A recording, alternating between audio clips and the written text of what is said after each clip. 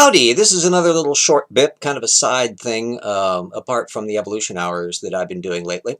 As you know, I occasionally take pot shot at people of invalid methodology who are in the world of politics, from Donald Trump to Dinesh D'Souza and others. And one that popped up on my scope while I was doing some background research was an old favorite, Tony Perkins of the Family Research Council. He's an old young Earth creationist who has been carrying water for the hyper-conservative Kulturkampf of his Family Research Council, and he's currently in a positively delicious mood of excitement with the current Trumplandia because they're basically furthering their Kulturkampf issues, including on matters of whether or not there should be transgendered people in the military or not, which Tony Perkins and his gang are really opposed to. Well, the thing that popped up, and this was not merely that he was relying on incompetent sources to figure out how much transgendered people would cost the military. They came up with this cockamamie $3 billion. It's just nonsense. But a tiny little blip of information stuck in my craw because Perkins, a little while ago, and I'll put the links up in the video commentary, the notes to it, so you can follow all the trail yourself. The Perkins insisted that Obama left office with only 15% approval in the military. And Perkins, in his usual secondary quote addiction mode, had relied upon a 2014 source for this.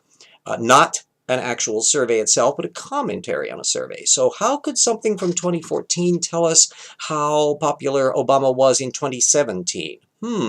So I decided to look that up. And it turned out it was based on a study of about 2,300 people in the military that did indeed come up with the number that it apparently dropped over the previous years, down to about 15% of people who were really happy about Trump or Obama as president. But that was kind of awkward gap in the data, because the numbers for the ones, if you threw in the ones who didn't like him, 55%, that didn't add up to 100%. There was 30% that's not on the list, and I suspect that included the wishy-washies and uncertains in the middle. Well, I looked up a little more, and a more recent analysis done by military people suggested that no, Obama left office with about 36% of the military supporting him. That's still a minority, but it's a way bigger number than 15%. And it's also kind of ridiculously high if you think about it, because 92% of the military are not Democrats and liberals, as these studies had pointed out.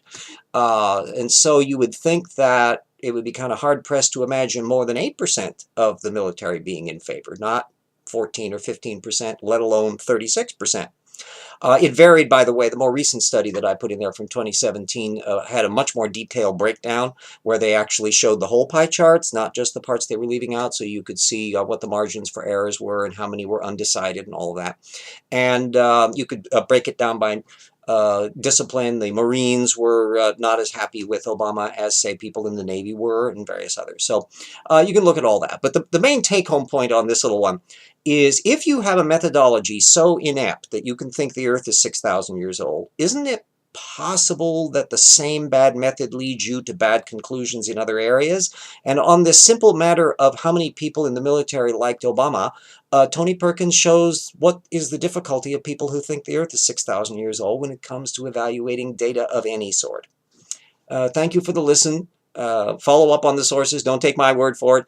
And boy, don't take Tony Perkins' word for anything.